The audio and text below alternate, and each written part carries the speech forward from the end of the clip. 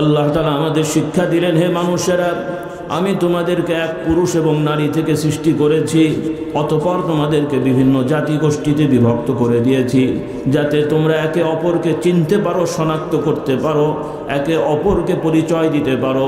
তবে মনে রাখবে, তোমাদের মধ্যে সব থেকে সম্মানিত তারাই হবে, তথা তোমাদের ঈমানি দায়িত্ব হলো ওই শ্রেণীর মানুষদেরকে তোমরা সম্মান করবে, আর তারাও আল্লাহ তাআলার দরবারে সম্মানিত হবে যেই মানুষগুলো আল্লাহর বিধান মেনে তাকওয়া পরেজগারি ইখতিয়ার করে তথা হারাম বিষয়গুলো বর্জন করে, তার প্রতি দায়িত্ব ফরজগুলো আদায় করে, সুন্নত নফলের মেহনত করে। এই হলো তাকওয়ার সংজ্ঞা। এই তাকওয়া যাদের মধ্যে আছে, সে যে গোষ্ঠী হোক, যে জাতির হোক, যে ভাষায় কথা বলুক, ভৌগোলিকভাবে যেখানকার নাগরিক হোক না কেন, আল্লাহ তাআলা বলছেন তাদেরকে সম্মান দিতে হবে এবং তারাই সম্মানিত। ইন্নাল হামদুলিল্লাহ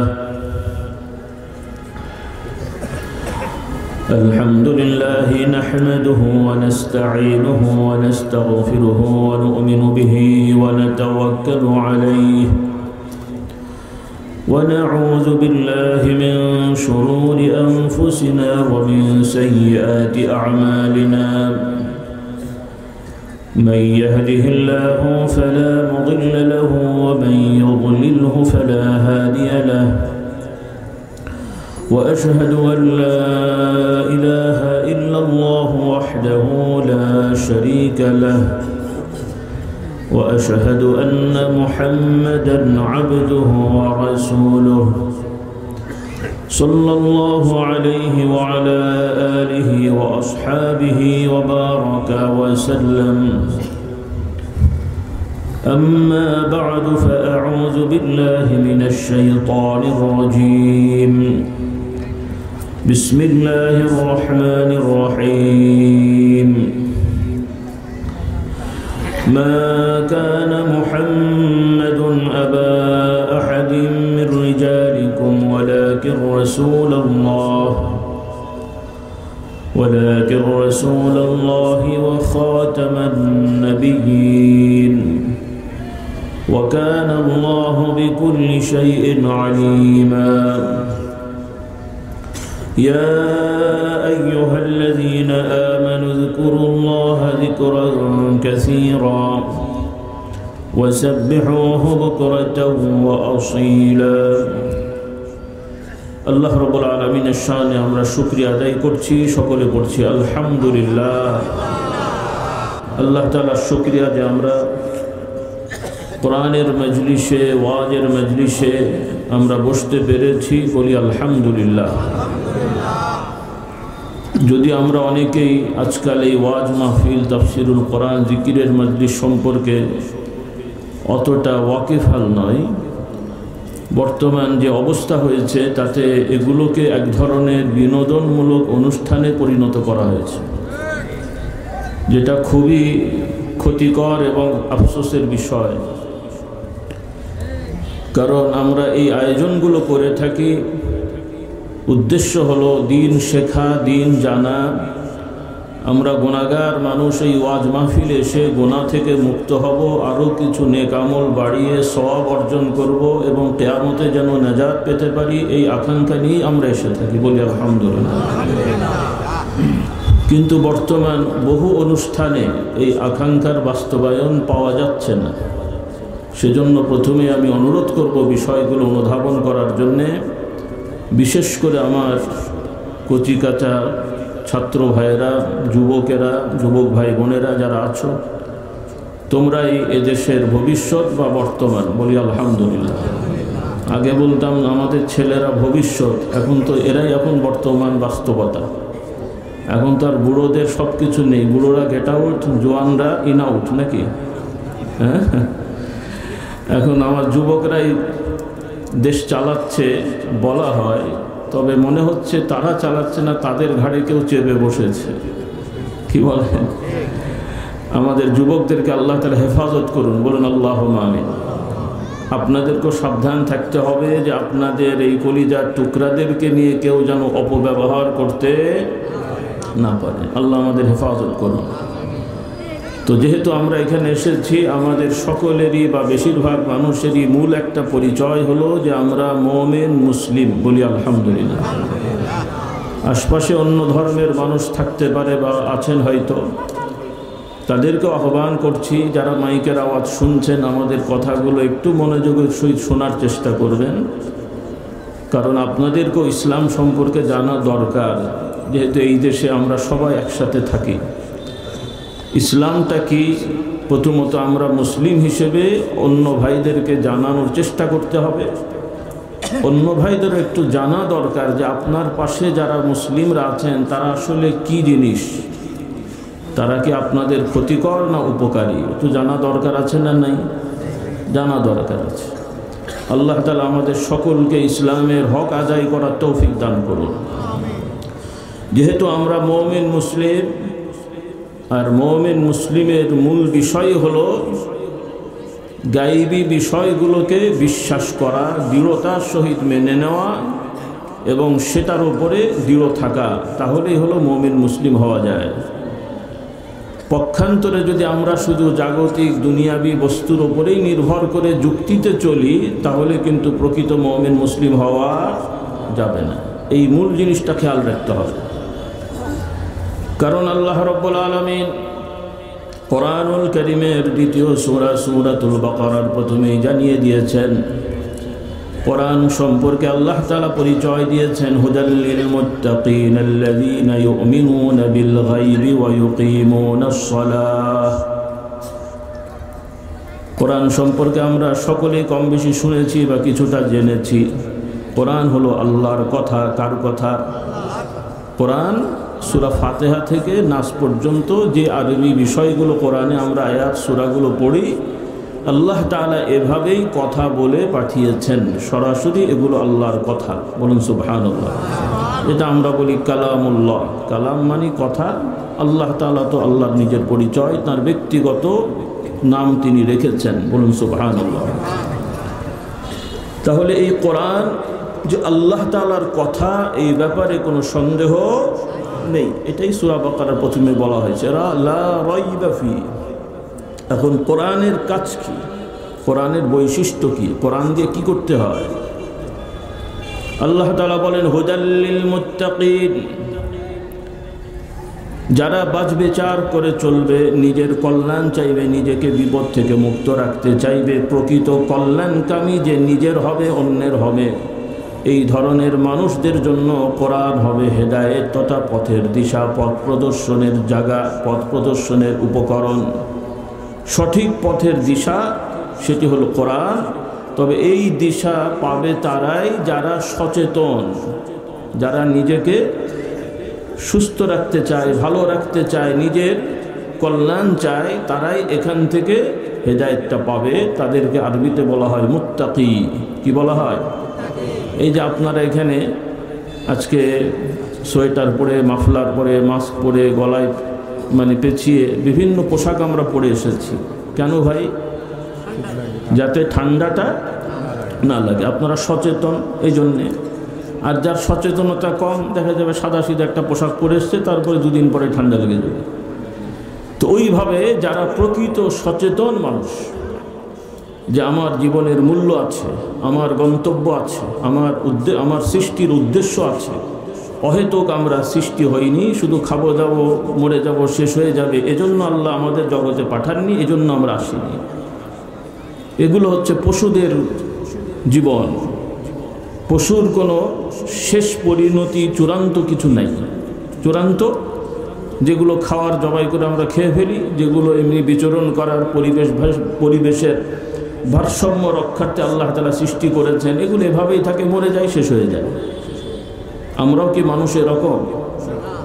মরে যাব, শেষ হয়ে যাবে?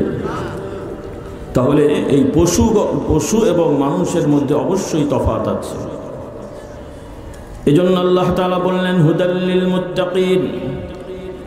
যারা মুত্তাকি, পরহেজগার বলি আমরা উর্দু ফার্সিতে, বাংলাতেও বলি, তার মানে হলো যারা আখেরাত পরকালকে বিশ্বাস করে, আখেরাত পরকালে জাহান্নাম থেকে মুক্তি পাওয়ার জন্যে, জান্নাতি হয়ে আল্লাহ তাআলার দিদারের আকাঙ্ক্ষা যাদের মধ্যে আছে, এই লোকগুলোই কোরআন থেকে দিক নির্দেশনা নিয়ে তারা সেই অনুযায়ী চলার চেষ্টা করে। সুবহানাল্লাহ।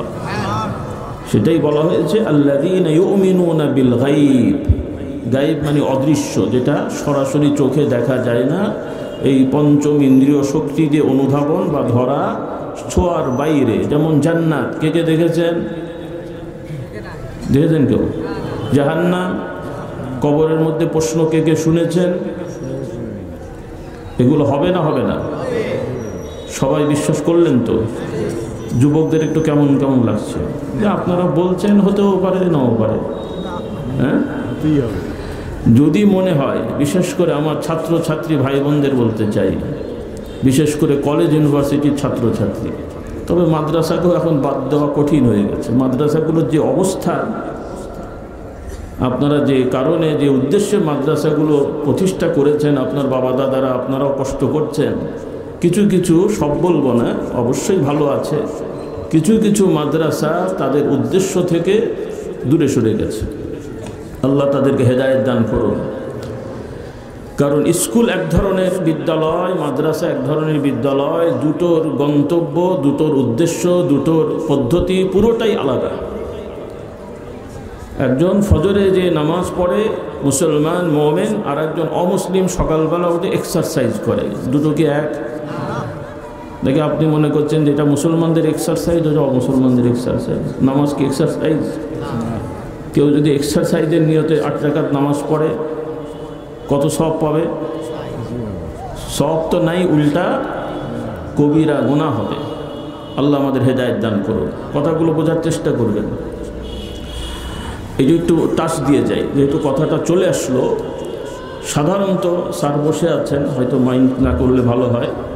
সাধারণত এই গতানুগতিক বিদ্যালয়গুলোর মূল উদ্দেশ্য, টার্গেট সবটাই দুনিয়া কেন্দ্রিক। যারা এটা এর সিলেবাস রচনা করে, এই প্রতিষ্ঠা করে, সব কিছু মিলে উদ্দেশ্য দুনিয়া। দুনিয়া কিছু শিখবো, জাগতিক কিছু বিদ্যা শিখবো, খাবো দাবো, পড়বো, ভালো থাকবো, ভালো কিছু করবো, জাগতিক। এখানে আখেরাত পরকালের কোনো বিষয় এটার সাথে কোনো রকমের যোগসাজশ নেই। পক্ষান্তরে মাদ্রাসার উদ্দেশ্য হলো যে একজন মানুষ কিভাবে আল্লাহর বান্দা হবে, জান্নাতি হবে, জাহান্নাম থেকে মুক্তি পাবে, আল্লাহ তাআলার দিদার পাবে, এই ধরনের মানুষ হওয়ার জন্য যা লাগে সেই চেষ্টা করা হলো মাদ্রাসা। বলুন সুবহানাল্লাহ। তবে এই চেষ্টার মানে এটা নয় যে দুনিয়ার বিদ্যা শেখা যাবে না, দুনিয়ার কাজ করা যাবে না, তা নয়। কারণ ইসলাম দুনিয়া দিন আখেরাত, দুনিয়া আখেরাত মিলিয়ে হলো ইসলাম। বলি আলহামদুলিল্লাহ। আল্লাহ তাআলা এগুলো পার্থক্য করতে বলেননি। কারণ ইসলাম কোনো মানুষের, কোনো গোষ্ঠীর, কোনো জাতির রচিত কোনো ধর্মবিধান নয়, বরং ইসলাম হলো যে মহান সত্তা আল্লাহ, সব কিছুর এককভাবে সৃষ্টিকর্তা এবং মহান পরিচালক, মহান প্রতিপালক, সেই মহান আল্লাহ তাআলার পক্ষ থেকে সকল সৃষ্টির জন্য ভারসাম্য রেখে যে বিধান তিনি দিয়েছেন, সেটার নাম হলো আল ইসলাম। বলুন সুবহানাল্লাহ। এই নীতিগুলো একটু মনে রাখতে হবে আমাদেরকে। কষ্ট হচ্ছে আপনাদের? বেশি সময় নেওয়া হবে না। এজন্য যারা মাদ্রাসার সাথে সম্পৃক্ত আছেন, অনুরোধ করব আপনারা দুনিয়াদার হয়ে যেন না। দুনিয়ার কাজ করেন কিন্তু দুনিয়াদার হয়ে না। একটু উদাহরণ দিলে শুনতে খারাপ লাগবে, কিন্তু না দিলে উপায় নেই। মেথর আবর্জনা সাফ করে কিন্তু মাখবে? মেথর চেনেন তো আপনারা? আবর্জনা সাফ করা কি খারাপ কাজ? দরকার আছে না নাই? যারা এই কাজ করে তারা যদি আন্দোলন করে বলে আমরা এই পেশাই নাই, কি অবস্থা হবে আমাদের? তাহলে প্রত্যেককে নিজেকেই মেথর হওয়া ছাড়া উপায় থাকবে না। কাজেই তাদেরকে খারাপ বলার সুযোগ নেই। তবে মেথর শব্দটা শুনতে খারাপ লাগে। এখন নতুন শব্দ বাংলা এসছে, পরিচ্ছন্ন কর্মী। এই কাজটা খারাপ কিছু না, কারণ সে একটা সেবা দেয়, একটা ভালো কাজ করে, এটা এই ধরনের লোক দরকার আছে, কিন্তু গায়ে মাখা যাবে না। এখন বর্তমান আধুনিক বিশ্ব হয়েছে, যারা টয়লেট সাফ করে ইদানিং বিভিন্ন জায়গায়, বড় বড় অফিস আদালত, বড় বড় এয়ারপোর্ট দেখবেন যে একটা ইউনিফর্ম পরে, যেমন বিভিন্ন বাহিনী থাকে ইউনিফর্মওয়ালা, ওরাও দেখবেন ফিটফাট হয়ে ইউনিফর্ম পরে, একদম শুটু পরে, বেশ একটা ভাবসাপ নিয়েই থাকে আর কি। কথা বুঝলেন না? এবং ওদের সিস্টেমেটিক সব মেনটেন করা হয়, ডিজিটালাইজেশন আছে তাদের। কে কখন কোথায় গেল, সই করা, স্বাক্ষর করা, কটার সময় টয়লেটে ঢুকলো বেরোলো, সব সময় অ্যালার্ট থাকে। তো এগুলো ভালো কাজ। এটাকে খারাপ বলার কিছু নেই, কারণ সে চুরি করছে না, ডাকাতি করছে না, সে সেবা দিয়ে পরিশ্রম করে সে উপার্জন করছে। কাজে তার উপার্জন, সে যদি ইমানদার হয়, শতভাগ হালাল উপার্জন। পক্ষান্তরে কোট প্যান্ট টাই পরে বড় বড় অফিসে বসে যারা চেক কাটছে আর ভাউচার কাটছে, যাদেরকে আপনারা মাননীয় কি বলেন, বিশিষ্ট মাননীয় মহোদয় টয় বলেন, বাস্তবে হচ্ছে মাননীয় চোর, ডাকাত মহোদয়, খুনি মাইলট কি বলেন। কারণ জেল বিচারক নামধারী নিরপরাধ মানুষকে ফাঁসি দিল জেনে শুনে, সে খুনি নয়, কিন্তু তাকে তো বলতে হচ্ছে মাইলট। আমি নাম দিয়েছি মাইলট খুনি। হ্যাঁ, এরপরে যে ডাকাতদের ইনফরমেশন দেয়, আগে দিয়েছে অনেকে, বিভিন্ন সময় আমাদের কাছে তথ্য শুনেছি আর কি, আমি তো দেখতে যাইনি, কারণ কারোর সাথে আমি ছিলাম না, কি বলে। এই রাস্তাঘাটে ডাকাতি, ওইদিকে পাহারার নামে আরও ইনফরমেশন দেয়, গাড়ি গেল তোরা দেখিস, তারপরে ডাকাতি করলে এরপরে যে হাজির। তাহলে বলতে হয় ডাকাত মহোদয়, কি বলেন। প্রকল্পের টাকা আত্মসাৎ করে, তাহলে চোর, মাননীয় চোর, কি বলেন। তাহলে এই সমস্ত আগেকার সমাজে আপনার বেড়া কাটা, শীত কাটা চোরদের ধরা পড়লে গণধোলাই দিতেন, আর এখন এই সকল চোর ডাকাতদের দেখলে আপনাদেরকে গণসম্বর্ধনা দিতে বাধ্য ছিলেন। আল্লাহ আমাদের হেদায়েত দান করুন। তাহলে এটা মুসলমানের কাজ না। যার আখিরাত পরকালে বিশ্বাস আছে সত্যিকার, সে কখনো এই ধরনের হতে পারে না। আল্লাহ আমাদের হেদায়েত দান করুন। তো কথা প্রসঙ্গে বললাম যে আমরা দুনিয়ায় আছি, কিন্তু দুনিয়া মাখা যাবে না, দুনিয়ার কাজ করতে হবে। একটা মাছ আছে পুকুরে, বলে আপনাদের দেশেও মনে হয় বলে, পাঁকাল মাছ বলে, মনে হয় কি মাছ বলে, হ্যাঁ, ওই পাঁকাল মাছ কাদার মধ্যে ঢোকে ঠিকই, কিন্তু গায়ে কাদা, আবার ওখানে তো ঢুকতেও হয়, নাহলে থাকবে কোথায়। তো দুনিয়ায় তো থাকতে হবে, কিন্তু দুনিয়ার লোভ লালসায় পড়া যাবে না।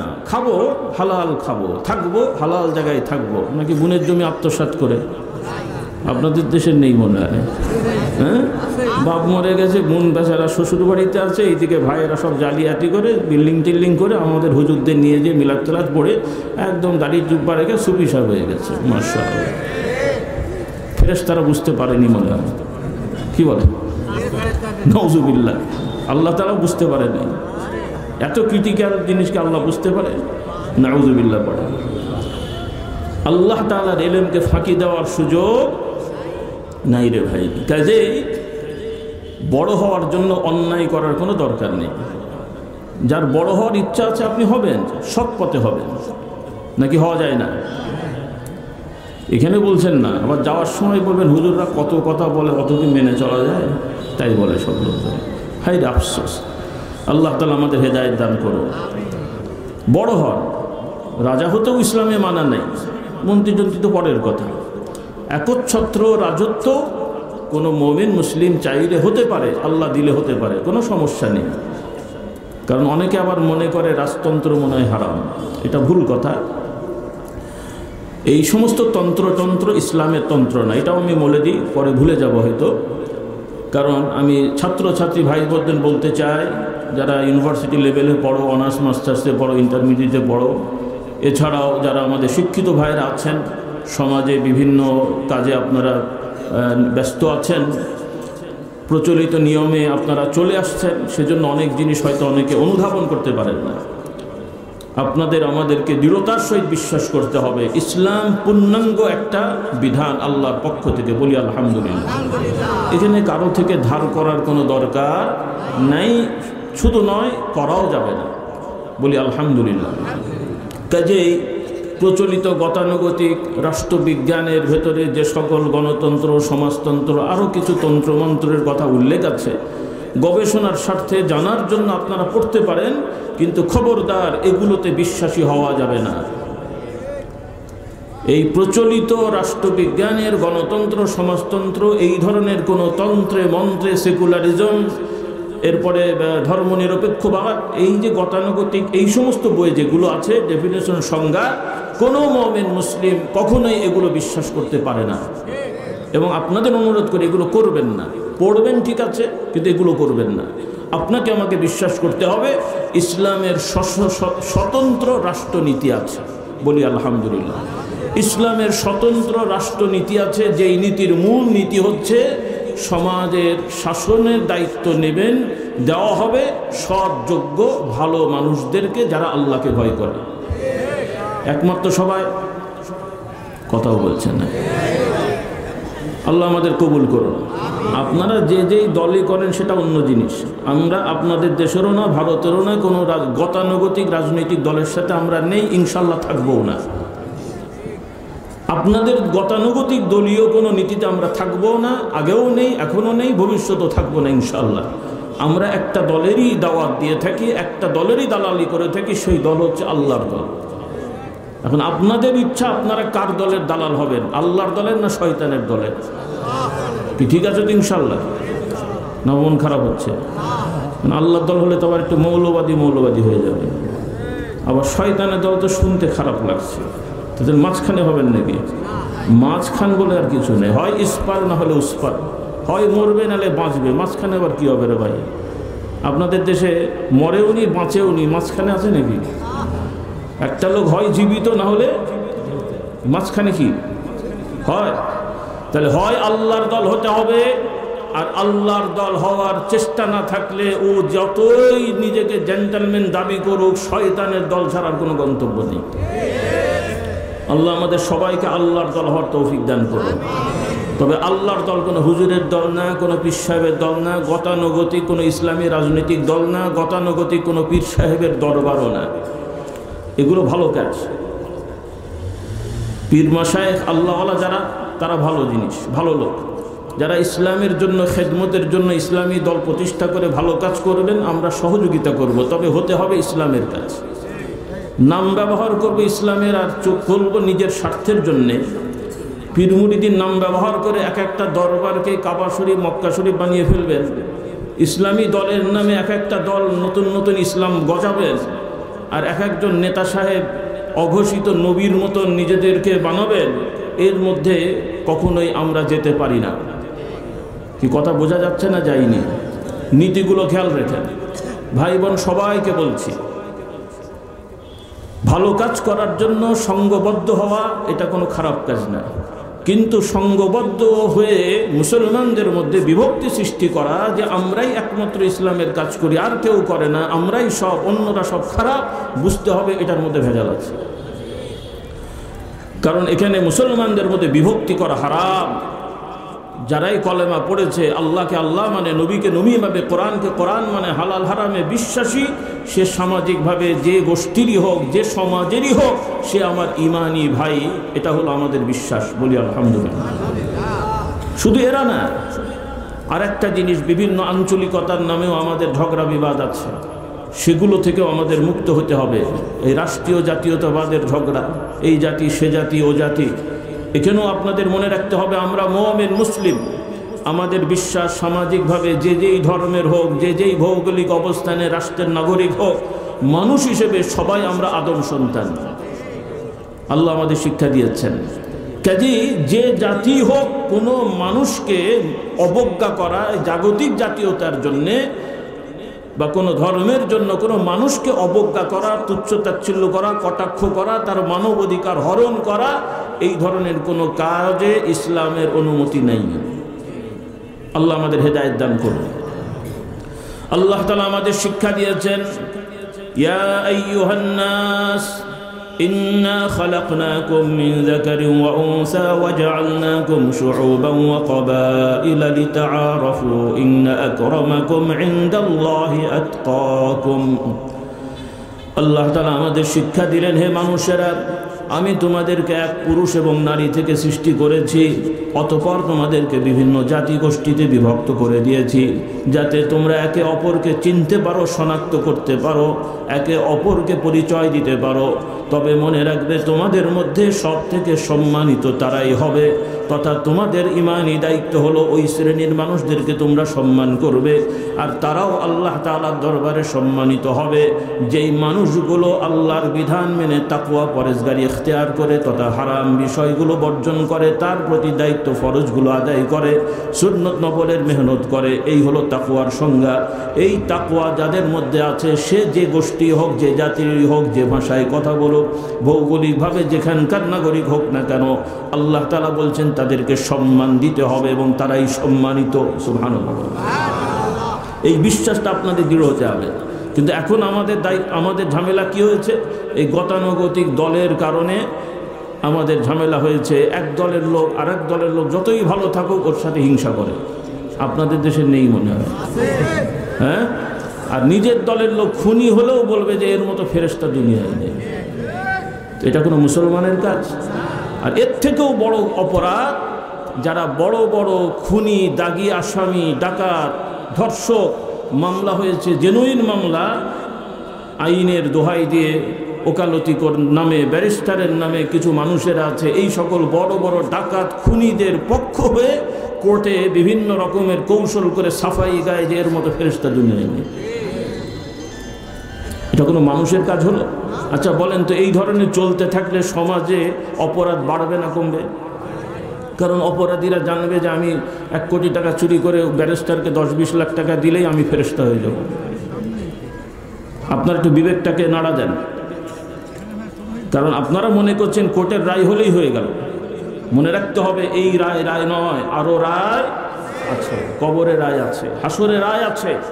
দুনিয়ার যত রকমের আইনের ক্লোজ দেখিয়ে অপরাধীকে নিরপরাধ সাজান না কেন, আল্লাহ তাআলার বিচারে আপনাকে যেতেই হবে। দুনিয়ার যত রকমের কৌশল করে নিরপরাধ মানুষকে অপরাধী বানান না কেন, আল্লাহর দরবারে সে অপরাধী না, যারা বানিয়েছেন তারাই অপরাধী। এই বিশ্বাসটা আপনাদের সন্তানদেরকে দিতে হবে যে বাবা উকিল হও, ব্যারিস্টার হও, মানুষের সেবা করো, কোনো অপরাধীকে প্রশ্রয় দেবে না, বরং নিরপরাধ মানুষের পাশে থাকবে। আল্লাহ আমাদেরকে হেদায়েত দান করুন। আজকাল এই সমস্যাগুলো আমাদের সমাজে ব্যাপক হচ্ছে। এরপরে এক শ্রেণী বললে আপনারা আবার রাগ করবেন, বেইনসাফি হয়ে যাবে। আমরা হুজুররাও তো কম যাই না। আপনারা ওয়াজের মাহফিল করবেন, আপনারা বলছেন ওয়াজ মাহফিল করব, হুজুরকে ধরে নিয়ে এসছেন ভাড়া করে ওয়াজ করার জন্যে। হুজুর ওয়াজের নামে 2-1 আয়াত পড়ে দুনিয়ার আগরম বাগরম গল্প টল্প বলে টাকা নিয়ে চলে গেল, অনেক সব হলো না? আবার মাঝে মাঝে ওয়াজের নামে দেখা যায় কোনো হুজুরেরা মিথ্যে কথাও বলে, আবার মিথ্যা নবীর নামে হাদিসও পড়ে। আর সাধারণ মানুষ, গ্রামের মানুষ শুনে শুনে সুবহানাল্লাহ পড়ে। বলেন তো, মিথ্যে কথা পড়ে শুনে সুবহানাল্লাহ পড়লে কত সওয়াব, বলে সুবহানাল্লাহ পড়ালে কত সওয়াব। তাহলে আপনারা হুজুরকে আনলেন ওয়াজ করার জন্যে, তফসির করার জন্যে। আরও তফসিরের মাহফিলের একই অবস্থা, নাম বিশাল তফসিরুল কোরআন মাহফিল। কোথাও কোথাও দেখা যায় আয়াতও পড়তেও ভুল করে, অনুবাদেও ভুল, আর তফসিরের নামে যা বকে। আমি তো অনেক সময় বলি যে সম্ভবত জিবরাইল আলাইহিস সালাম এই তফসির জীবনে শোনেনি। জিবরাইলের নাম শুনেছেন তো নাকি? কে উনি? আল্লাহ তাআলার ফেরেশতা, যিনি রাসূলুল্লাহর প্রতি ওহী নিয়ে আসতেন। মানে আমি বলতে চাই যে কোরআন তো জিবরাইল আলাইহিস সালাম বেশিরভাগ নিয়ে এসেছেন। তাহলে যে তিনি বুঝতেন কিনা বলেন? আর বাকিটা আমি বললাম না, সেটা আরও বেয়াদবি হয়ে যাবে। কাজী বলতে চাই, এই ধরনের তফসির কিয়ামত পর্যন্ত চললে মানুষের উপকার হবে। আর যেই হুজুর, আমি হুজুর নাউজুবিল্লাহ, এইরকম উল্টোপাল্টা তফসিরের নামে বকে, ওয়াজের নামে উল্টোপাল্টা বকে টাকা নিয়ে গেলাম, এটা আমার জন্য হালাল হয়েছে? তাহলে যে হালাল খেলো না, এই টাকাটা কি হলো বলেন? আপনারাই বলেন। মানে আপনারা চাইলেন এক, আমি দিলাম এক। আপনারা যদি ইন্ডিয়ান মুরগি চান আর আমি যদি বাংলাদেশি মুরগি দিই, কৌশল করে, হালাল হবে না হারাম হবে বলেন? মুরগি ঠিক, আপনি চেয়েছেন ইন্ডিয়ান মুরগি, কিন্তু আমি দিলাম বাংলাদেশি মুরগি, আপনাকে ধোকা দিলাম। তাহলে এই মুরগির দামটা কি হালাল না হারাম? কি হলো? তাহলে আপনারা ওয়াজ শুনতে এসছেন, আমি ওয়াজ করিনি। তাফসির শুনতে এসছেন, তাফসির করিনি। তাফসিরের নামে উল্টোপাল্টা করেছি, তাহলে টাকাটা কি হবে? হারাম হবে। আর যে হারাম খায় সে কি খায়? হারাম খায়। তাকে কি বলে ভাই দেশে আপনাদের লোকাল ভাষায় কি বলে? ওই যে সুন্দরভাবে বলে, আমি বলিনি কিন্তু আপনারা বলেছেন। তাহলে হুজুর হারামকে হারামখোর হয়েছে, আর শ্রোতারাও তো কম যায় না। আপনাদের দেশে মনে হয় সুদখোর নাই? হ্যাঁ, ব্যাংকের সুদ তো, ওইটা তো সমস্যা নেই মনে হয়। কি আছে? কদিন পরে শুনতে হবে নাউজুবিল্লাহ, যেভাবে গরু খাসির দাম বাড়ছে, হয়তো বাজারে আবার দেখা যাবে বিলেতি ফ্রেশ শুয়োরের গোশত চলে আসবে। আবার আপনাদের সমাজের কিছু হয়তো ডিজিটাল বা স্মার্ট মুফতি সাহেবরা ফতোয়া দেবেন, এই শুয়োর সেই শুয়োর না, এটা একদম ফার্মে লালিত পালিত হয়ে অত্যাধুনিক প্রসেসে এটাকে নিয়ে আসা হয়েছে, কাজে এই শুয়োর খেলে সমস্যা নাই। কি বুঝলেন? এই ফতোয়া আসতে মনে হয় দেরি হবে না। হুজুরদের, কিছু নামধারী হুজুরদের যা অবস্থা আর কি। তাহলে এই শুয়োর কেউ খাবেন? কিন্তু শুয়োর খাবেন না ঠিক আছে, কিন্তু সুদ খায় না। তো শুয়োর আর সুদের তফাৎ কি? বানানো তো কাছাকাছি শুনতে, যদি দুইটা 200, কিন্তু শুনতে তো একই। শুয়োর আর সুদ, যারা সুদ খান, খাওয়ার মানে সুদের টাকা ব্যাংকের থেকে তুলে বাজার করে খান, একটু মনে রেখেন, তোলার সময় চিন্তা করেন যে আপনি শুয়োর খাচ্ছেন, নাউজুবিল্লাহ করেন, বরং শুয়োরের থেকেও খারাপ খাচ্ছেন। কারণ শুয়োর খেলে আমি কোনো বর্ণনা পড়িনি যে শুয়োর খেলে ছাগল গরুরা কিয়ামতের ময়দানে আল্লাহর কাছে বিচার দেবে, আল্লাহ ওরা আমাদের না খেয়ে ওদেরকে খেয়েছে, বরং বলবে বাঁচা গেছে। কি বুঝলেন? কিন্তু সুদখোরের কথা আল্লাহ তাআলা কঠিনভাবে বলেছেন, যারা সুদ খায় তারা যেন আল্লাহর সাথে যুদ্ধ ঘোষণা করে। এবং রাসূলুল্লাহ সাল্লাল্লাহু আলাইহি ওয়াসাল্লাম বলেছেন, যারা সুদি কারবার করে, সুদ দেয়, সুদ নেয়, সুদের সাক্ষী থাকে, মানে সুদ ভিত্তিক লেনদেনে যারা উৎসাহিত করে, আল্লাহর নবী বলেছেন এরা সবাই অভিশপ্ত। সহিহ হাদিসের কথা, আপনাদের বিশ্বাস হলো? নবী যদি বলেন অভিশপ্ত, আর আপনারা ওই অভিশপ্তদেরকে উন্নতি করতে পারবেন, তাই তো নাকি? পারবেন? এই জন্যে আমাদের এই অবনতি। আজকে সামাজিক উন্নয়নের নামে ব্যাপকভাবে সুদকে ছড়িয়ে দেওয়া হয়েছে, আর আপনারাও রাতারাতি একটু বিল্ডিং করতে পারলে মনে করছেন আমাদের উন্নয়ন হয়ে গেল। অবশ্যই বাড়ি করবেন, গাড়ি করবেন, রাস্তা হবে, কিন্তু আপনাকে আমাকে বিশ্বাস করতে হবে আমরা মুমিন মুসলমান, সুদি কারবারের কোনো প্রয়োজন আমাদের দরকার নেই। আমরা হালাল ব্যবসা করে, মানুষকে সহযোগিতা করে, জাকাত প্রাপ্তদেরকে জাকাত দিয়ে, অনুদান দিয়ে, মানুষের সেবা করে আমরা উন্নয়ন করব, বলি ইনশাআল্লাহ। আল্লাহ তাআলা আমাদেরকে তৌফিক দান করুন। এই নীতিগুলো আপনাদের মনে রাখতে হবে। কিন্তু আবার ব্যবসার নামে তখন শয়তানি শুরু হয়ে গেছে। কিছু লোকেরা ব্যবসার নামে যেই পণ্যের যা দাম নয় তার থেকে আরো বেশি বেশি করে বেশি লাভ করার ধান্দা করে, এটাও কিন্তু ইসলামে হারাম। সুদ যেমন হারাম, ঘুষ যেমন হারাম, ওইভাবে ব্যবসার নামে অতি বা মুনাফা আদায় করার চেষ্টা করা, বিশেষ করে নিত্য প্রয়োজনীয় জিনিস যেগুলো মানুষের সবসময় দরকার হয়, চাল ডাল, কি বলে আলু টালু, যেগুলো মানুষের নিয়মিত লাগে আর কি। আমরা যদিও ঢাকা কেন্দ্রিক, আমাদের যদিও ভারত তো আমাদের আছেই, পশ্চিমবাংলায় আমাদের আদি, তারপরে বাংলাদেশের ঢাকা দারুস সালামে আমাদের দরবার, পাকশি দারুস শরীয়ত আপনারা নাম শুনেছেন। ঢাকাটা অনেকে এই এলাকার লোক কম চেনেন। তো রাজধানী ঢাকাতেও আমাদের দরবার আছে। যারা ঢাকা কেন্দ্রিক যাওয়া আসা আছে, আত্মীয় স্বজন দাওয়াত দেবেন ইনশাল্লাহ। ডিসেম্বরের লাস্টে মাহফিল আছে। তো ঢাকায় আমরা থাকি। এই যে পরিবর্তনটা হলো, বর্তমান যে পরিবর্তন হলো, বেশি বলার দরকার নেই, সবার জানা। এই পরিবর্তনের পরপরই প্রায় সপ্তাহ 2 বা 20 দিন মোটামুটি অনেক জিনিসের দাম প্রায় 30-20%, মানে 20 ভাগ 30 ভাগ কমে গেল। তারপরে আবার দেখি যে বেড়ে গেল। মানে ওই সময় সব পালিয়ে টালিয়েছিল শয়তানগুলো, সাধারণ ব্যবসায়ীরা একটু স্বাভাবিকভাবে ব্যবসা করেছে, লাভ করেছে, কিন্তু ওই শয়তানিগুলো ছিল না। কিন্তু আবার সেই কথাই বলে চলে চলে সেই আবার যেই কাজ সেই হয়ে গেছে। কাকে ভরসা করবেন? কেউ গরু চোর, কেউ ছাগল চোর, কেউ মুরগি চোর, কে ভালো? কথা বলে না। একটা গরু চুরি করে, ওটা খুব খারাপ। আর একজন ছাগল চোর, ওটাও খারাপ। মুরগি চোরটা ওটা বেশি খারাপ নেই। মুরগি চোর দাবি করছে আমি তো অত বড় জিনিস চুরি করিনি। তো আসলে বলতে হবে যে বাবা তুমি করনি, কিন্তু সুযোগ পাওনি তাই, অথবা শক্তি নেই তাই। কারণ অত বড় গরু টানার শক্তি নেই, সেই জন্য মুরগিটা নিয়ে চলে গেছে। পারলে ওটাও করছে। কাজেই চোর চোর, ও কোট প্যান্ট টাই পরুক আর জব্বা পরুক, ও MA পাস থাকুক আর টাইটেল পাস থাকুক। বলবেন এত বড় কথা কেন? কারণ আমার কাছে রিপোর্ট আছে, মাদ্রাসার প্রিন্সিপাল ছাত্রদের বৃত্তির টাকা চুরি করেছে। আবার এই লোকরাই রাস্তায় যে স্লোগান দেয় কোরআনের আলো ঘরে ঘরে জ্বালা। আমি বলছি বাবা টাকাগুলো কোথায় গেল? হাসার জন্য বলছি না, সত্য কথা, মানে রিপোর্ট আর কি আমার কাছে। তাহলে এই যে লোকটা টাইটেল পাস করে রাস্তায় কোরআনের আলো জ্বালাচ্ছে, আর ওইদিকে মাদ্রাসার টাকা আত্মসাৎ করছে। তো এই রকম বড় বড় টাইটেল পাস যদি আপনাদের জনপ্রতিনিধি হয়, কোরআনের আলো জ্বলবে না আরো নিববে? কেন সাধারণ মানুষ ওকে থেকে আরো বেশি চুরি করবে। যে টাইটেল পাস যদি 10 টাকা করে, তো আমি 30 টাকা করবো।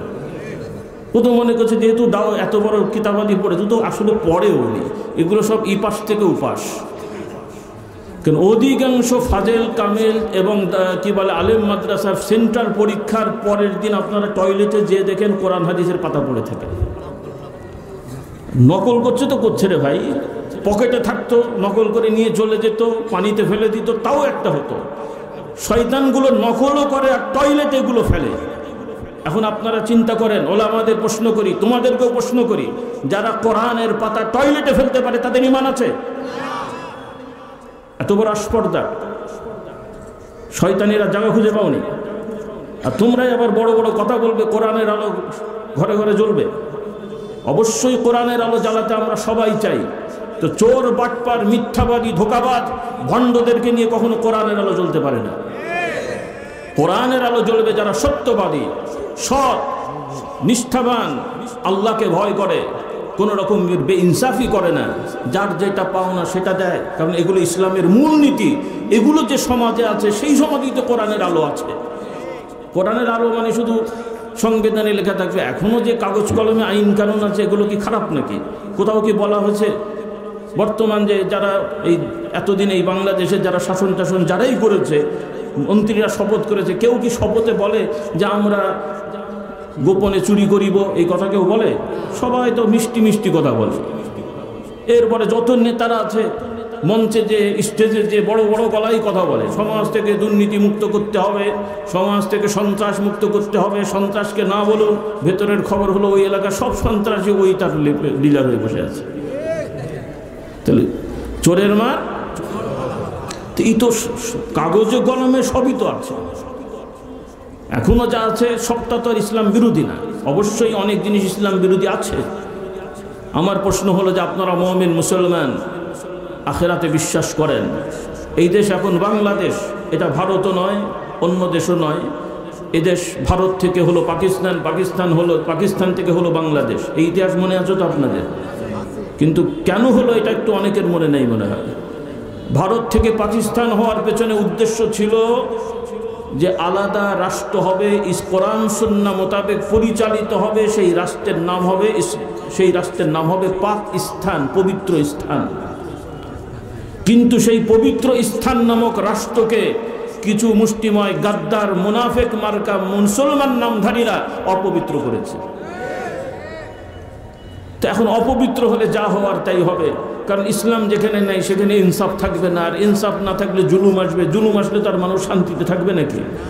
তো জুলুমের কারণে এই দেশের লোকেরা খেপে গেল। আপনারা চিন্তা করলেন যে আমরা আর ওদের সাথেই থাকবো না, ওরা উর্দু ভাষায় গালাগালি করে, এত বড় স্পর্ধা, আমরা আলাদা হব। গাল শুনলে মাতৃভাষায় গাল শুনবো, কি বলে? তাই তো।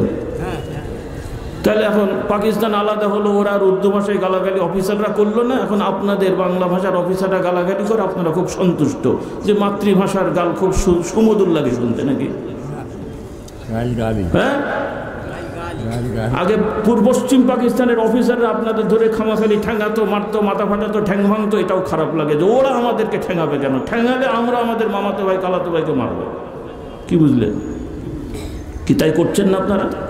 কথা বলছেন না, তাই করছেন কিনা বলেন? এই দলাদলির নামে চাচতো ভাই, মামাতো ভাই, খালাতো ভাই, একই গ্রামের মানুষ, পাশের বাড়ির মানুষ মারামারি করে বেড়াচ্ছে। নেতার ঢাকায় বসে আছে, নেতা সেন্ট্রালে বসে বকে বলে ওয়াসওয়াসা দিচ্ছে, আর আপনারা এখানে মারামারি করে মাথা ফাটাতে ঠ্যাং ভাঙছেন, নিজেরা মার খাচ্ছেন আর ওনারা হালুয়া রুটি খাচ্ছে। এই আপনাদের জ্ঞান বুদ্ধি। আল্লাহ আমাদের হেদায়েত দান করুন। তো যাই হোক, সেখান থেকেও আবার আলাদা হলেন শান্তির জন্য। শান্তি পেয়েছেন তো নাকি? তো এখন আবার কি হবে? কি ভারত থেকে পাকিস্তান হলেন, পাকিস্তান থেকে বাংলাদেশ হলেন, এখন কি হবে?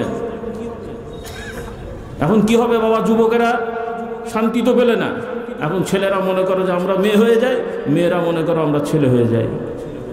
তাই তো, শান্তি হবে না? সেই শয়তানি তো আসছে। নাম কি? কথা বলছেন না, ভুলে গেছেন, বুঝতে পারেন নাই। আমি ছাত্রছাত্রীদের বলি, আপনাদের অভিভাবকদেরকে সাবধান করে দিই, নতুন নতুন শয়তানি এই দেশে আমদানি করা হচ্ছে। তার মধ্যে একটা শয়তানি হলো ট্রান্সজেন্ডার নামক আইন, যার মানে হলো আপনার ছেলে হঠাৎ একদিন বলবে বাবা আমাকে কেন যেন মেয়ে মেয়ে মনে হচ্ছে, আমি এখন থেকে মেয়ে। কোর্টে যেয়ে বলবে যে আমি এখন থেকে মেয়ের নাম রেখে আমি মেয়ে হয়ে গেলাম। কোর্ট রায় দিয়ে দেবে মেয়ে হয়ে গেছে, সে মেয়ে। বলুন নাউজুবিল্লাহ। ছেলে যদি বলে আমি ছেলে, তাকে রায় দেবে সে ছেলে হয়ে গেছে। এই আইন আনার শয়তানি চলছে। মেনে নেবেন? অনেকে মানবে মনে হচ্ছে। মেনে নেবেন?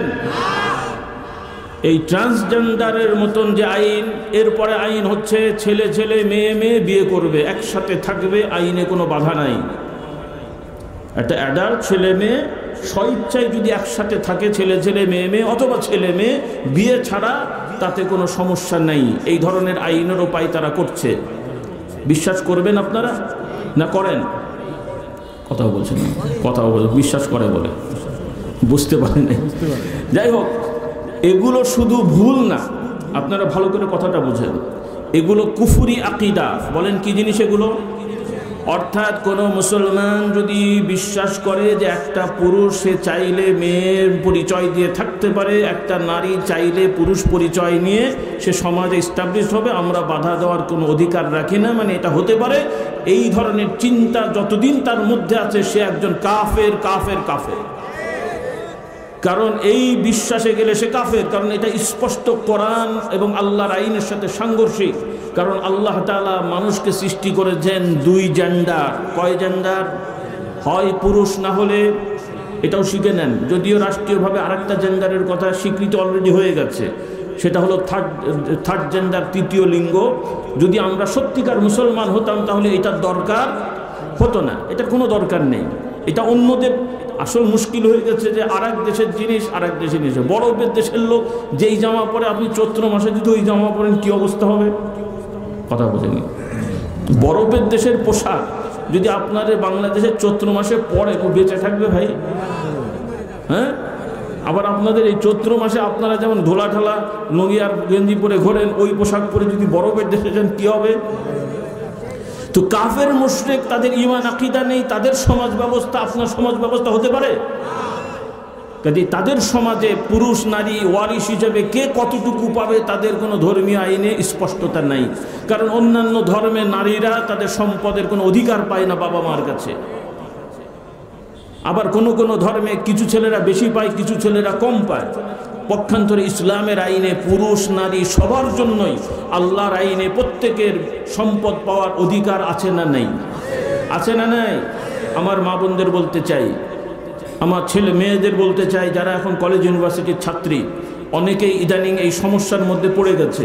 তারা মনে করে যে এই যে সমাজে আল্লাহর আইন যেটা প্রচলিত ইসলামের কি বলে পারিবারিক আইন, সেখানে পুরুষরা যা পায় নারীরা তার অর্ধেক পায়।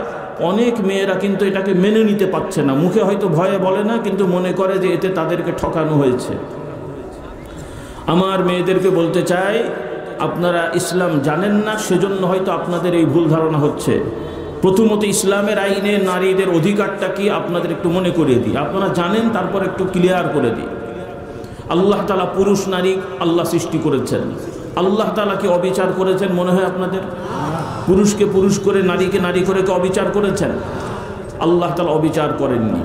আল্লাহ তাআলা পুরুষ নারী প্রত্যেককেই তার ন্যায্য অধিকারের ব্যবস্থা করে দিয়েছেন, বলুন সুবহানাল্লাহ। এবং পুরুষকে যেভাবে বানিয়েছেন তার দৈহিক আকৃতি, দৈহিক ক্ষমতা অনুযায়ী তাকে দায়িত্ব দিয়েছেন। নারীকে যেভাবে বানিয়েছেন তার দৈহিক মানসিক সব ধরনের বিষয় বিশ্লেষণ করে, মানে আল্লাহর ইচ্ছায় তিনি তাকে দায়িত্ব দিয়েছেন, বলুন সুবহানাল্লাহ। এখানে কারো প্রতি বার্ডেনও দেওয়া হয়নি, কাউকে বসিয়েও খাওয়ানো হয়নি, বলুন সুবহানাল্লাহ। এই জন্য আমার ভাই বোনেরা, আল্লাহ রাব্বুল আলামিন পুরুষ নারী উভয়ের জন্য বলেছেন আমাদেরকে আয়াত শিখে নিতে হবে।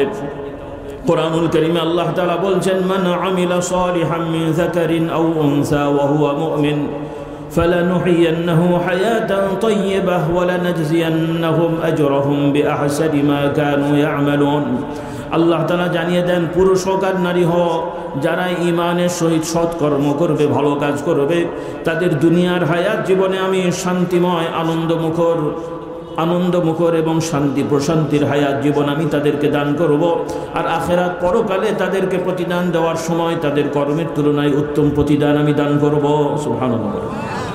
আমরা সবাই জানি পুরুষ নারী সবার জন্যই নামাজ রোজা হজ আছে না নাই? তবে পুরুষের নামাজ হলো, একজন প্রাপ্তবয়স্ক পুরুষ বাড়িতে থাকলে তার জন্য দায়িত্ব হলো জামাতে নামাজ পড়া। কোথায় যে নামাজ পড়া?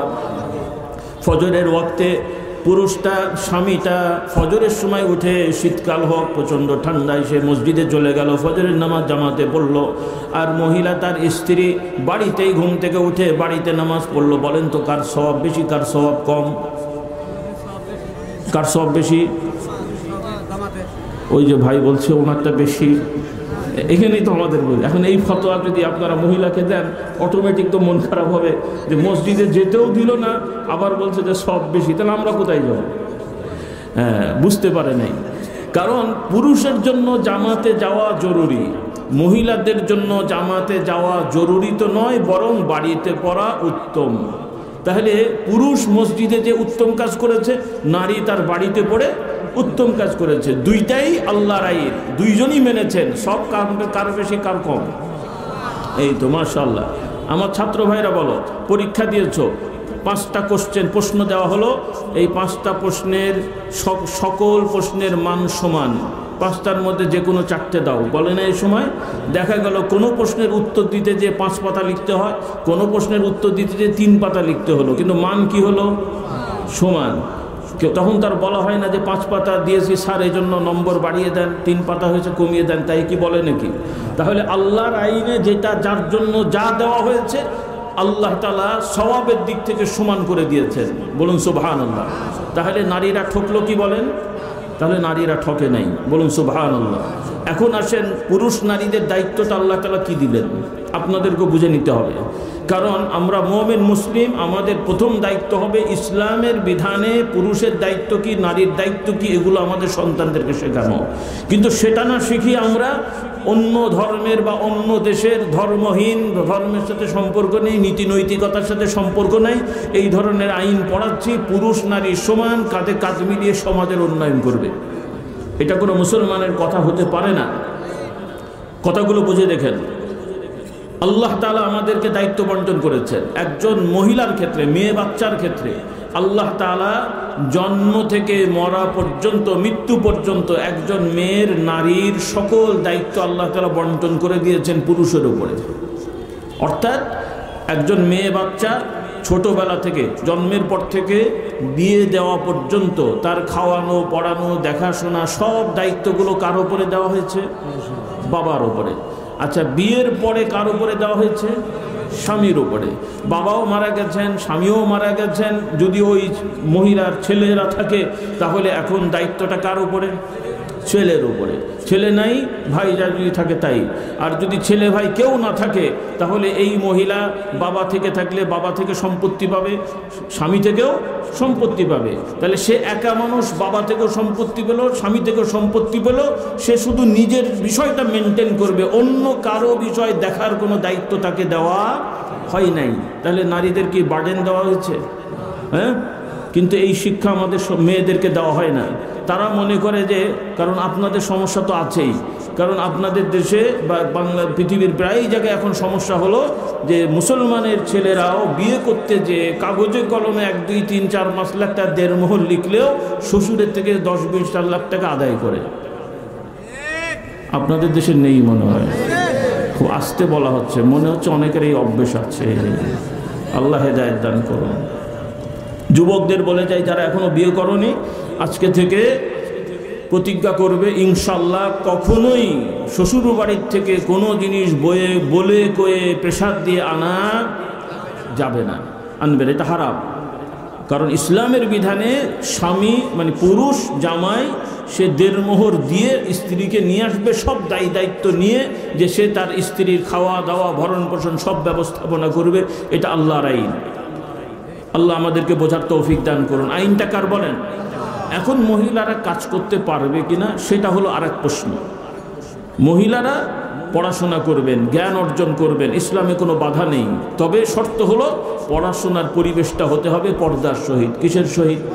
ইসলামী পর্দা। এই আপনাদের গতানুগতিক পর্দা না, যে রাস্তায় বেরোলে একটু বোরখা পরলাম আর ছেলে বন্ধুদের সাথে আড্ডা দিলাম, ফেসবুকে আবার লাইভ গল্প করলাম। পর্দা হয়েছে তো নাকি? কি পর্দা হলো রে বাবা? তার মানে আপনারা গরমের দিনে মনে হয় মশারির কাপড়ে লুঙ্গি পড়েন, কেমন লাগবে? বোঝেননি কথা? কি খারাপ, অসুবিধা কি? স্মার্ট লুঙ্গি, হ্যাঁ কি বলেন? মশারির কাপড় দিয়ে লুঙ্গি বানালে, পায়জামা বানালে কেমন লাগবে? পায়জামা পরা হলো, লুঙ্গি পরা হলো, তাহলে কালো কাপড়ের বোরখা পরলে ছেলে বন্ধুর সাথে বসে বসে আড্ডা দিলে, গাছতলায় আড্ডা দিলে, ফেসবুকে লাইভে ভিডিও কল করে কথা বললে, কি পর্দা হলো এগুলো? আমার ছেলে মেয়েদের বলতে চাই, স্কুল কলেজ ইউনিভার্সিটির ছেলে মেয়েরা খবরদার কোনো ছেলে কোনো মেয়ের সাথে বন্ধুত্ব পাতাবে না, কোনো মেয়ে কোনো ছেলের সাথে বন্ধুত্ব পাতাবে না। এটা কবিরা গুনাহ, হারাম হারাম। বলেন আপনারা এটা কি বিশ্বাস হলো? এটা হারাম। ছেলেরা ছেলেদের সাথে বন্ধুত্ব হবে, মেয়েরা মেয়েদের সার্কেলে বন্ধুত্ব হবে। এরপরে মাশাআল্লাহ বিয়ে করলে তোমার স্ত্রী তো তোমার বন্ধু নাকি তোমার বিপক্ষের লোক? হ্যাঁ, আপনাদের স্ত্রীটা কি আপনার নিজের দেহের অংশের মতন। বলুন সুবহানাল্লাহ। এই শিক্ষা ইসলাম দেয়। ইসলাম শিক্ষা দেয় না যে আপনি সরকারি দল আর বউ হচ্ছে বিরোধী দল, নাকি কি বলে? আজকাল অনেকবারই তো একই অবস্থা হয়ে গেছে। আল্লাহ আমাদের হেদায়েত দান করুন। কোরআনের শিক্ষা হলো আল্লাহ তাআলা বলেন হুন্না লিবাসুল লাকুম ওয়া আনতুম লিবাসুল লাহুন। আল্লাহ তাআলা নারী পুরুষের কথা বলছেন, স্বামী স্ত্রীর কথা বলেন। স্বামী স্ত্রীর সম্পর্কটা হবে এরকম মাধুর্যের এবং আন্তরিকতার। যেমন একটা মানুষ গায়ে পোশাক পরলে তার দেহ আর পোশাক যেমন আলাদা থাকে না, আল্লাহ তাআলা উদাহরণ দিলেন সেইভাবে একজন স্বামী তার স্ত্রী, স্ত্রী তার স্বামীর জন্য পোশাকের মতন, অর্থাৎ একটা দেহের অলংকারের মতন একে অপরের নিরাপত্তা এবং একে অপরের সৌন্দর্য বর্ধিত করার ব্যবস্থাপনা। সুবহানাল্লাহ। এই শিক্ষাগুলো আমাদের সন্তানদেরকে দিতে হবে ছোটবেলা থেকেই। বড় বড় অনেক উন্নত দেশের মধ্যে ছাত্রদেরকে এই এসএসসি লেভেল থেকেই তাদেরকে, নারী পুরুষদেরকে বিবাহ করলে স্বামী স্ত্রী যে দায়িত্বগুলো, এগুলো কোরআন হাদিসের আলোকে তাদেরকে শেখানো হয়, যেন তারা বিয়ের পরে ইসলাম বিরোধী কোনো কাজকর্ম না করে। কিন্তু আপনাদের সমাজে কি এগুলো আছে বাবা? কি এগুলো দরকার আছে না নাই শেখানো? আল্লাহ আমাদের হেদায়েত দান করুন। খুব কষ্ট হচ্ছে আপনাদের। আর দু একটা কথা বলে শেষ করে দেবো ইনশাআল্লাহ। ঠান্ডা প্রচুর, অনেকের কষ্ট হচ্ছে মনে হয়। তো এই জন্য আমার ভাই বোনদের বলতে চাই, আবারও অনুরোধ করব, আসুন আমরা প্রকৃত মুসলমান হই, আমরা এক দল হই, আল্লাহর দল। সামাজিকভাবে দল সংগঠন থাকুক, আমি বলছি না যে আমার কথা এটা হবেও না যে রাতারাতি আপনারা দল বাদ দিয়ে দেবেন, ভেঙে দেবেন, কেউ ভাঙবে না। তবে এতটুকু আমরা একমত হই যে যেই দলেরই হই আমরা একে অপরকে সহযোগিতা করব ভালো কাজের জন্য। পছন্দ হয়নি কথা কি? এটা করা যাবে না ইনশাল্লাহ? যাবে না ইনশাল্লাহ? দীর্ঘদিন জুলুম অবিচার চলে আসছে, সেটা তো সবার জানা জিনিস। সামনে যাতে আর এই জুলুম অবিচার না হয় সেজন্য দল মত নির্বিশেষে, ধর্ম বর্ণ নির্বিশেষে প্রত্যেকটা এলাকায় আপনাদের একটা গণ আন্দোলন এবং কি বলে আপনার আকাঙ্ক্ষা তৈরি করতে হবে। দল যাই হোক, আমরা প্রত্যেকটা এলাকায় সৎ, ভালো, দিনদার, পরেশগার মানুষকে দায়িত্বে দেখতে চাই। এতটুকু একমত হন, যে দলই হোক। এবং আপনারা যেই দলের করেন, কারণ অনেক দল তো ইলেকশন করবে, সব দলের ভাইদেরকে অনুরোধ করব, আপনারা আপনাদের হাইকমান্ডকে দৃঢ়তার সহিত জানাবেন যে আমাদের এলাকায় একজন ভালো লোক যদি আপনারা কি বলে নমিনেশন না দেন, তাহলে কিন্তু আমরা আপনার দল হলেও তার পেছনে থাকব না। পছন্দ হয়নি কথা? এই বিদ্রোহ জায়েজ, কারণ কল্যাণের বিদ্রোহ জায়েজ। সব আইন, সশস্ত্র বিভাগের আইন আছে, সেখানেও যদি লিডার যদি রাষ্ট্র বিরোধী কোনো সিদ্ধান্ত নেয়, তাহলে সৈনিকের অধিকার আছে তাকে হত্যা করার। কারণ এই দায়িত্বগুলো হচ্ছে রাষ্ট্রকে নিরাপদ রাখার জন্যে। এখন রক্ষক যদি ভক্ষক হয়, আপনারা চেয়ে দেখবেন? কথা বলে না, চেয়ে দেখবেন? এই জন্য আপনাদের অনুরোধ করি, যেই দলেরই হন, সবাইকে অনুরোধ করব সমাজে ভালো ভালো যোগ্য লোককে নমিনেশন দেন। এরপরে আপনারা ভোট দেবেন, কি করবেন সেটা আপনাদের ব্যাপার। কয়জন দাঁড়াবেন? হ্যাঁ, 1000 ভোটার, 50 জন দাঁড়িয়ে বসে আছেন ক্যান্ডিডেট, কে কাকে ভোট দেবে রে বাবা? কি পাগলামির একটা! এই ধরনের পাগলামি করলে কি সমাজ চলে? আল্লাহ আমাদেরকে সঠিক বুঝদান করুন। এগুলো আমাদের ইমানি দায়িত্ব। এগুলোকে মনে করেন না যে ইসলামের বাইরে। আপনাদের দেশের কোনো বিড়িখোর ইমাম রাখবেন? কি সমস্যা কি? তো বিড়ি খায়, সে তো আর মেহরাবে দাঁড়িয়ে বিড়ি খাবে না। কোন ইমাম কি মেহরাবে? বড় জোর বাড়িতে খায়, আপনি দেখে ফেলেছেন, ওরটা নিয়ে ও থাকবে, আপনার নামাজ আপনি পড়বেন, ওর নামাজ ও পড়বে, অসুবিধা কি রাখবেন? কি আন্দোলন হবে না? হবে না? কোনো কমিটি যদি জোর করে রাখে, মুসল্লিরা আন্দোলন করবে না? আর মুসল্লি করার আগে দেখবেন বেনামাজিগুলো আগে থাকবে, ওরাই রাস্তায় স্লোগান দেবে অমুকের পেছনে নামাজ হবে না, তখন বলে বাবা তোরা আবার কোত্থেকে এলি রে বাবা, তোরা তো মসজিদেই যাস না। বলে আমি নামাজ পড়ি আর না পড়ি ইমামের পেছনে নামাজ হবে না। তাই তো, এই হচ্ছে আপনাদের আন্দোলন। তাহলে আপনারা বিড়িঘর ইমাম রাখতে চান না, আর বোতলঘর, বেনামাজি, লম্পট, খুনিদেরকে দায়িত্ব বসালে আপনারা নিরাপদ। এই বুদ্ধি আপনাদের, কিন্তু প্রায় জায়গায় তো তাই দেখি রে ভাই। আমরা তো সারা বাংলাদেশ ঘুরে বেড়াচ্ছি, বেশি ভালো মানুষ তো অবশ্যই আছে, নাই আমি বলবো না, অবশ্যই অনেক ভালো মানুষ আছে বিভিন্ন পোস্টে। তবে উল্লেখযোগ্য জায়গার যারা দায়িত্বশীল আমরা শুনি, তাদের অধিকাংশই এই ধরনের বড় বড় অপরাধী। চিন্তায় আসে না যে প্রায় এলাকায় কলেজ আছে, হাই স্কুল আছে, MA pass, BA pass, degree pass, honours pass, উকিল, ব্যারিস্টার, ডাক্তার, ইঞ্জিনিয়ার গ্রামগঞ্জেও আছে। এরা বাদ দিয়ে এই শয়তানগুলো কেমন করে আসার মতো মাথায় ঢোকে না রে বাবা? কি আপনাদের মাথায় ঢোকে? তো একটু ঢোকাতে হবে না? আপনার এলাকার একটা শয়তান মাথার উপরে চেপে বসবে, আপনারা নীরব চুপচাপ থাকবেন, তা হয় কেমন করে? রাগ করলেন আমার কথায়? এই জন্য সমাজ পরিবর্তন করতে হলে আমাদেরকেও একটু উদ্যোগ নিতে হবে। রাজি আছি? আমি ঝগড়া করতে বলিনি, গালাগালি করতে বলিনি, মারামারি করতে বলিনি। আমাদেরও কোনো দল নেই, ভয় নেই। আমিও আপনার এলাকায় দাঁড়াচ্ছি না, আমারও কোনো ক্যান্ডিডেট নেই। হ্যাঁ আছে, আমাদের ক্যান্ডিডেট আপনার এলাকার সব থেকে ভালো মানুষগুলো। ঠিক আছে, আলহামদুলিল্লাহ।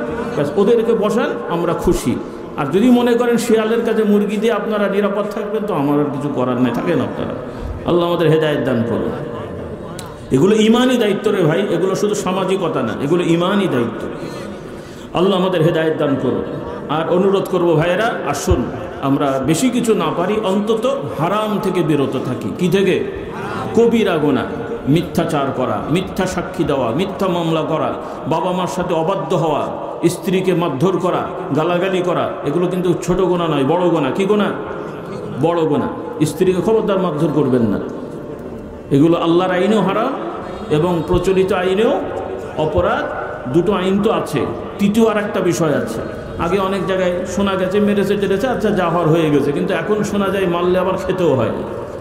কি বলেন? দু তিনটা দিলে আবার 5-7টা খেতে হয়। কিন্তু কাজে এখন আর সে আগের দিন নেই, কিন্তু সেই দিন আর নাই। কাজে সাবধান হতে হবে। আল্লাহ আমাদের হেদায়েত দান করুন। খবরদার কোনো স্বামী স্ত্রীর গায়ে হাত তুলে মারধর করবেন না, গালাগালি করবেন না, এবং কোনো স্ত্রীও স্বামীর সাথে বেয়াদবি দয়া করে করবেন না। আল্লাহ আপনাদের সবাইকে হেদায়েত দান করুন। কারণ আপনারা সুখী পরিবার চান। তো সুখী পরিবার বাবা সন্তান কমিয়ে হয় না, সুখী পরিবার টাকা দিয়ে হয় না। সুখী পরিবার পেতে হলে আচরণকে পরিবর্তন করতে হয়।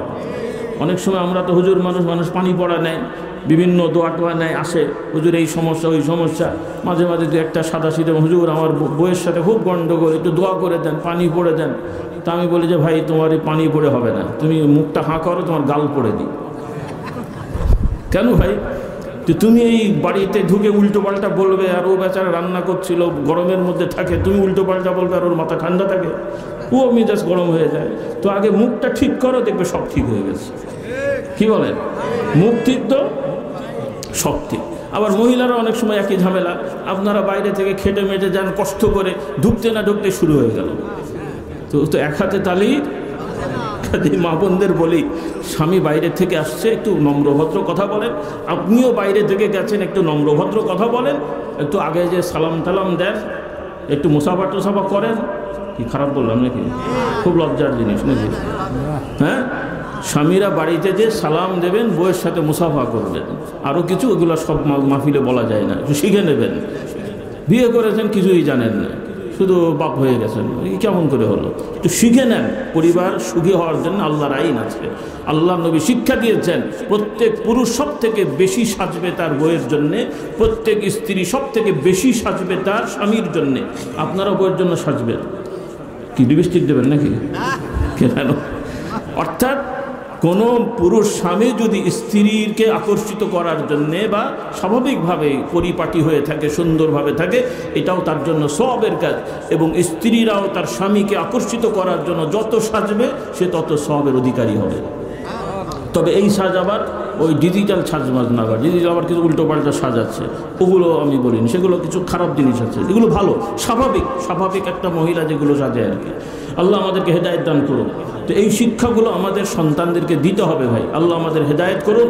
আর অনুরোধ, আপনাদের ছেলে মেয়েদেরকে সবার আগে কোরআন শেখাবেন, বলি ইনশাআল্লাহ।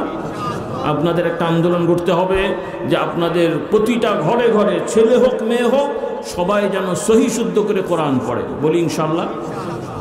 সহি শুদ্ধ, ছেলেও সহি শুদ্ধ করে পড়তে হবে, মেয়েরাও সহি শুদ্ধ করে বিশুদ্ধ কোরআন পড়া, এটা খুবই জরুরি। কারণ অনেক মাদ্রাসাতে, আপনাদের সাধারণ মানুষ তো বোঝেন না, বেশ অনেকে মাদ্রাসায় দিয়ে দেন, কিন্তু বর্তমান এই সরকারি লাইনের অনেক মাদ্রাসা আছে। আমরাও ভাই কাউকে খারাপ বলছি না, আমরাও সরকারি মাসে একসময় পড়েছি, এখনও আমাদের আছে, কিন্তু স্বাভাবিকভাবে সমাজের অধিকাংশ সরকারি মাদ্রাসাগুলোতে সহি শুদ্ধ করে কোরআন শেখানো হচ্ছে না। আপনাদের একটু সচেতন হতে হবে, আপনাদেরকে এই সকল শিক্ষকদের সাথে যোগাযোগ করতে হবে এবং এলাকার দায়িত্বশীলরা তাদেরকে প্রেসার দিতে হবে যে এই জমি জায়গাগুলো সাধারণ মানুষ মাদ্রাসায় দিয়েছে দ্বীনের জন্যে, এবং নামও মাদ্রাসা, কিন্তু মাদ্রাসায় 10-12 বছর পরে আমাদের ছেলেমেয়েরা সূরা কেরাত ঠিক হবে না, তাই কি মেনে নেওয়া যাবে? এই জন্য আপনাদের গোড় আন্দোলন করতে হবে যেন প্রতিটা মাদ্রাসায় পর্যাপ্ত দ্বীন কোরআন শেখানো হয়। রাজি তো ইনশাআল্লাহ? আল্লাহ তাআলা আমাদের সবাইকে তৌফিক দান করুন, আল্লাহুম্মা আমিন। এবং আলহামদুলিল্লাহ বাংলাদেশে শুক্রবার শনিবার ছুটি আছে, সেই হিসাবে জুমার দিনটা একটু কাজে লাগান। ইমাম খতিব ভাইদের অনুরোধ করব, আপনাদেরকে অনুরোধ করব, জুমার দিনে একটু আগে আগে মসজিদে যাবেন এবং জুমার আগে যে আলোচনা হয় ধারাবাহিক কোরআন থেকে নিয়মতান্ত্রিক একটু আলোচনা করবেন। তাহলে প্রতি জুমায় কিছু না কিছু কোরআন থেকে যদি আমরা শিখতে পারি, প্রতি জুমায় একটা দুটো করে যদি আমরা শিখি যে এই জিনিসটা হারাম, এবং নিয়ত করব যে এই হারাম কাজ আমি করব না, যখন জানবো এটা আমার উপরে ফরজ, নিয়ত করবে এই ফরজ কাজ আমি ছাড়ব না, তাহলে এভাবে চলতে থাকলে ইনশাআল্লাহ আমাদের মধ্যে কোরআনের আইন বাস্তবায়ন হতে থাকবে, সমাজে অন্যায় অপরাধ কমতে থাকবে। এভাবে ইনশাআল্লাহ আশা করা যায় কোরআনের রাজ কায়েম হবে, আলো জ্বলবে ইনশাআল্লাহ। বলুন ইনশাআল্লাহ। কিন্তু এখন মুশকিল হলো আমি কিছুই করব না, সবাই করবে, তাই হয়। আমি মনে করলাম যে আমি পরে যাব, আগে ওরা যাক, ওরা মনে করবে হুজুর আগে যাক তারপরে আমরা যাব। কে গেল ভাই? কে গেল? আর আমি যদি বলি কেউ যাক না যাক আমি চলে গেলাম, আপনিও বলেন কেউ না যাক আমি চলে গেলাম, তাহলে সবাই যাওয়া হলো।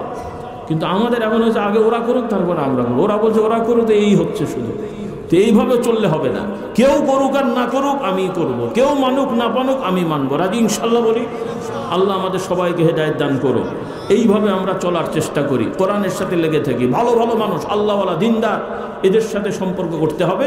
আর সামাজিক কাজ করার জন্য বিভিন্ন ইসলামী দলটল থাকবে, কাউকে আমি খারাপ বলছি না, কিন্তু আপনারা দলাদলি করবেন না, ভালো কাজ করবেন, দলাদলি করবেন না। মানুষের উপকার করার জন্য ডাক্তার সাহেব চেম্বার করেছে, এখন যে রুগী যায় তাকে কি বলবে নাকি যে আমি একাই ভালো ডাক্তার আর সবগুলো হচ্ছে পাগল ছাগল, তাই বলবেন? এখন ডাক্তাররা যদি এরকম শুরু করে রুগীর কি অবস্থা হবে? তো আমরা এখন ইসলামী দল, আমি বলবো আমার দলই একমাত্র খাঁটি, আর কেউ নেই, ও বলবে খাঁটি, তো সাধারণ মানুষ ফেটা বয়ে বলবে কারোর সাথেই যাবো না। কথা বললেন না? এগুলো করেন না দয়া করে। আমি আগেই বলছি, আবারও বলছি, বিভিন্ন দল আছে, ইসলামের সংগঠন আছে, আপনারা ভালো কাজ করেন, একে অপরের সহযোগী হন। এক ডাক্তার আর এক ডাক্তারকে গালাগালি করার কথা না, যদিও করে অনেক জায়গায়, সব জায়গায় গন্ডগোল আছে, এক হুজুর আর হুজুরকে গালাগালি করে, এক ডাক্তার এগুলো আছে, কিন্তু এগুলো করে মুসলমানের পরিচয় না। আমরা মুমিন মুসলমান, একে অপরের ভাই, একে অপরের বন্ধু, একে অপরের সম্পর্ক, আমরা কেউ কারো শত্রু বিরোধী নই। এই মানসিকতা আমাদের মধ্যে রাখার চেষ্টা করব, বলি ইনশাআল্লাহ। আল্লাহ তাআলা আমাদের হেদায়েত দান করুন। আর যারা যে কল্যাণের কাজ করেছে আমরা তাদের সাথে ভালো ব্যবহার করব, নেমো খারামি করব না। কি করব না? নেমো খারামি, গাদ্দারি করব না। যাদের দ্বারা আমরা দিন ইমান আকীদা পেলাম তাদেরকেই আমরা উল্টো পাল্টা বলবো, এটা কখনোই কোনো সুস্থ মানুষের পরিচয় না। কিন্তু আজকাল এগুলোই অনেক দেখা যায়।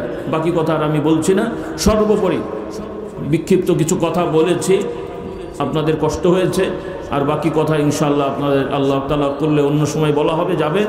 অনুরোধ থাকবে, এখনই দোয়া হবে, দোয়ার পরে আপনারা যাওয়ার সময় আমার গাড়িতে বই পুস্তক পাবেন, ইসলামী আকীদা শিক্ষা, ইমান আকীদা শেখার জন্য ইসলামী আকীদা শিক্ষা, এরপরে ওজিফা নামাজ শিক্ষা, পর্দা শিক্ষা, গোনামাপের আমল, এবং সমসাময়িক যে বিভ্রান্তি মতবাদগুলো আছে, ট্রান্সজেন্ডার, এরপরে সমকামিতা, এরপরে আরও যে সমস্ত সমাজতন্ত্র গণতন্ত্রের নামে যে সমস্ত কোরআন সুন্নাহ বিরোধী বিশ্বাসগুলো আছে, এগুলোর মোটামুটি একটা ফিরিস্তি আমরা ছোট্ট একটা বইয়ের মধ্যে রেখেছি, যাতে করে এটা পড়ে সাধারণ মানুষেরা এই বিষয়গুলো সম্পর্কে সচেতন হতে পারে।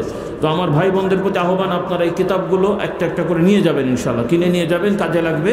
সবার আগে নিয়ে যান আকীদা শিক্ষাটা, কারণ অনেক মুসলমান ঠিকমতো কলেমার অর্থও জানে না।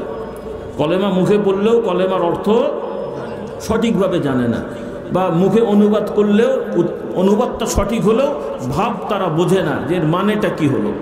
কাজে এইরকম মুখস্থ আমরা চলছি, আল্লাহ আমাদের হেদায়েত দান করুন। সেজন্য ইমানটাকে পরিশুদ্ধ করার জন্য কোরআন হাদিসে সব আছে, কিন্তু আফসোস আমরা তো কোরআন সাথে সাথে সবাই নাই। এজন্য এই সহায়ক বই এগুলো, আর যাদের সুযোগ আছে আপনারা কোরআনের তাফসির কিনবেন। শিক্ষিত ভাইরা আছেন, MA pass, BA pass, degree pass, inter pass, পড়ার অভ্যাস আছে, অভ্যাস করেন। যারা পড়তে পারেন অভ্যাস করেন। মা বোনদেরও বলি, ছেলে মেয়ে সবার জন্যই বলছি, আপনারা কোরআনের তাফসির কেনেন, অনুবাদ হয়ে গেছে। সবথেকে গ্রহণযোগ্য ভালো তাফসির হলো তাফসিরে ইবনে কাসির। বলেন আমার সাথে, নাম কি? তাফসিরে ইবনে কাসির, বাংলা অনুবাদ। এগুলো আরবি তাফসির, বাংলা হয়েছে। এরপরে আরেকটা সহযোগিতা নেওয়া যায়, মাআরিফুল কোরআন, এরপরে তাওজিহুল কোরআন। এই ধরনের তাফসিরগুলো রাখবেন, তাওজিহুল কোরআন, মাআরিফুল কোরআন, এগুলো নির্ভরযোগ্য। আরও অনেক তাফসির কিছু কিছু আছে যেগুলো কিছু কিছু জটিলতা এগুলোর মধ্যে ভুলভ্রান্তি অনুবাদে বা বুঝতে হয়ে গেছে। এই জন্য আমার অনুরোধ করব, সাধারণ মানুষ সব তাফসিরের দিকে যাবেন না। নির্ভরযোগ্য ওলামারা যেই যেই তাফসিরগুলো আপনাদের পরামর্শ দেবেন, আপনারা এগুলোর মধ্যে সীমাবদ্ধ থাকবেন ইনশাআল্লাহ। হাদিসের কিতাব কিনবেন। ছাত্র ভাইরা, বিশেষ করে ইন্টারের ছাত্র, ডিগ্রি, অনার্স, মাস্টার্সে যারা আছো, এবং আপনারা অভিভাবক যারা আছেন, বাবা মারা, ছেলে মেয়েদের জন্য এই কোরআনের তাফসির, হাদিসের কিতাব, মাসলা মাসাইল এগুলো কিনে কিনে বাড়িতে রাখবেন। ওদেরকে উৎসাহিত করবেন পড়ার জন্যে, এবং এলাকার আলেম ওলামাদেরকে নিয়ে প্রাইভেটলি তাদেরকে পড়ানোর ব্যবস্থা করবেন। এভাবে যদি উদ্যোগ না নেন ভাই, তাহলে আল্লাহ মাফ করুন, আল্লাহ মাফ করুন, আমাদের অনেকের সন্তানেরা কোথা দিয়ে কবে যে নাস্তিক হয়ে যাবে, বেঈমান হয়ে যাবে, আপনি নিজেও বুঝতে পারবেন না। আমরা কি চাই আমাদের সন্তানরা জাহান্নামী হোক? কিয়ামতের ময়দানে আমরা জাহান্নামীর বাবা দাদা হতে চাই?